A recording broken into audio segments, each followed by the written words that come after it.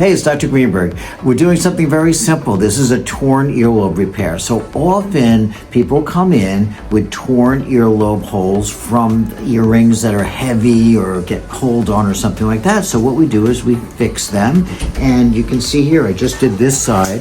So there's some stitches here, and these stitches come out at around day 7 or so. Then we re-pierce them down the line. And it takes care of that old torn earlobe hole that's all stretched out, so you can go back to wearing the earrings that you always wanted to.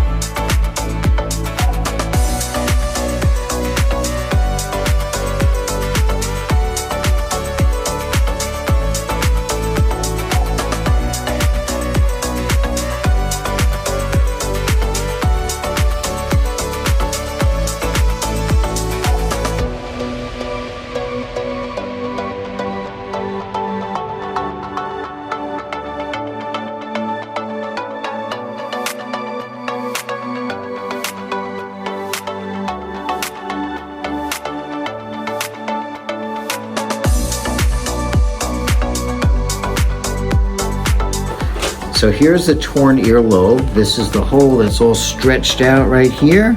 And what we're gonna do is repair that.